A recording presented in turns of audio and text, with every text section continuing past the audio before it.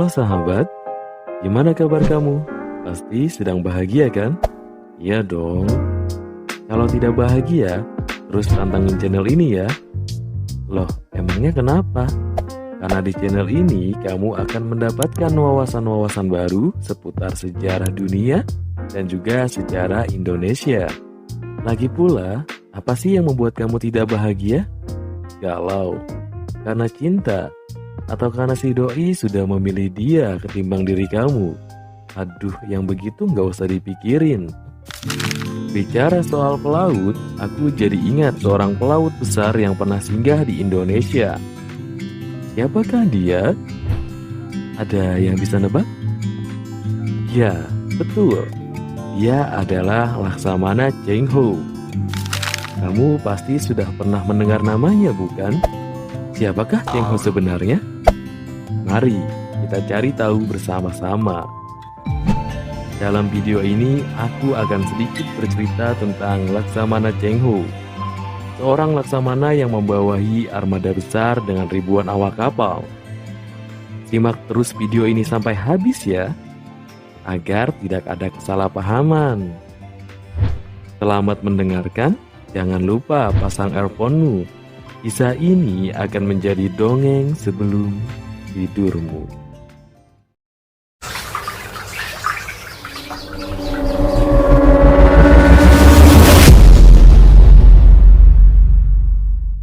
Kisah ini dimulai tanggal 23 September 1371 di desa Heidai, Kabupaten Kunyang, Provinsi Yunnan, Tiongkok. Hari itu, sepasang suami istri bernama Mahaji dan Oen baru saja melahirkan anak ketiganya. Mahaji adalah seorang pelaut muslim yang dikabarkan pernah menunaikan ibadah haji. Anak ketiganya yang baru saja lahir di kemudian hari dikenal sebagai Cheng Ho. Cheng Ho lahir dengan marga Ma. Ia adalah bagian dari suku Hui, suku yang dikenal dengan keislamannya itu. Nama lahir Cheng Ho adalah Ma Sanbao. Ia juga dikenal sebagai Mahe atau Zheng He. Sejak kecil, Cheng Ho sangat senang mendengar cerita tentang perjalanan ayahnya di lautan. Di perjalanan, ayahnya banyak menemui rintangan. Selain itu, di perjalanan ayah Cheng Ho juga banyak menemukan beragam adat dan istiadat.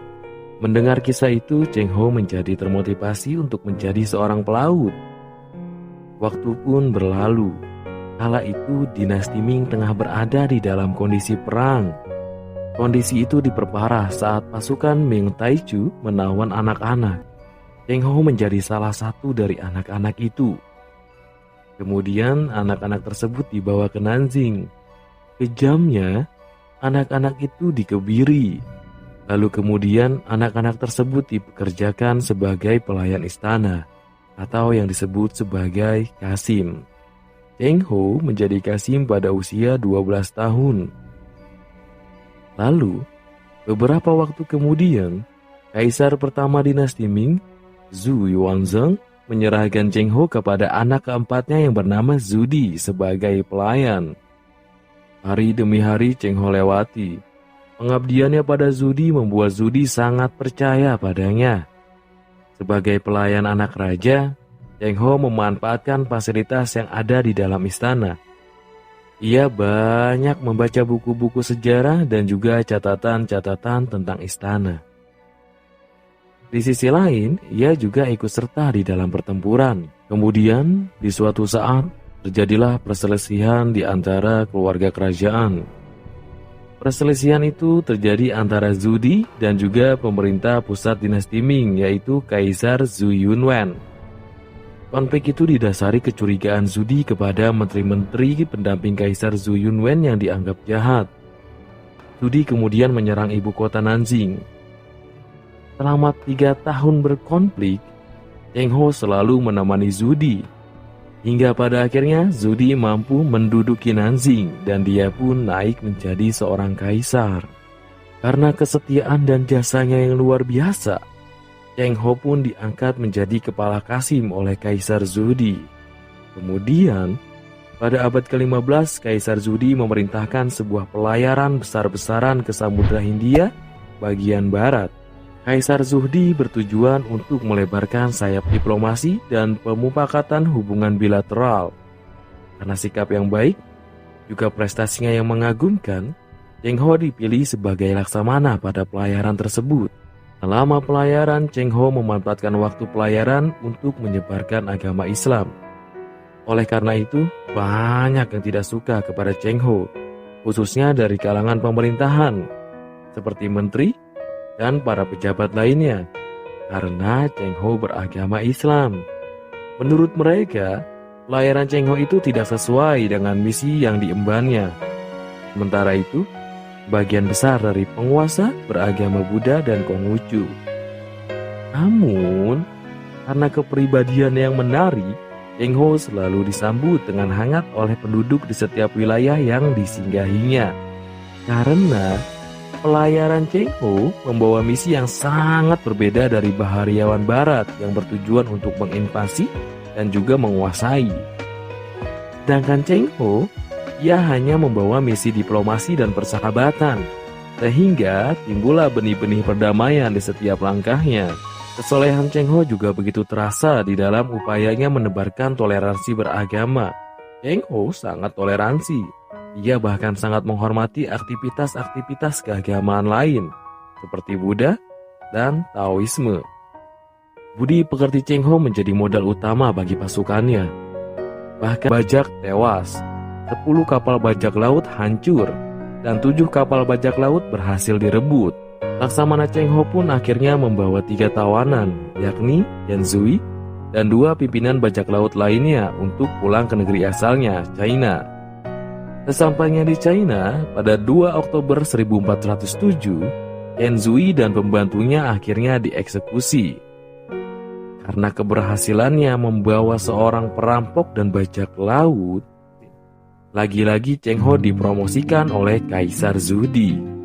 Sedangkan Yan Zui beserta 2 orang pimpinan bajak laut lainnya dieksekusi mati di pasar ibu kota dengan cara dipenggal kepalanya. Setelah itu, karir Cheng Ho pun melesat dan namanya mulai dikenal dunia. Lalu, pada bulan April 1433 di Kalkuta, India, Cheng Ho menghembuskan napas terakhirnya. Banyak sekali pendapat tentang di manakah dimakamkannya Cheng Ho. Beberapa pendapat menyebut bahwa jenazahnya dikuburkan di daerah Semarang.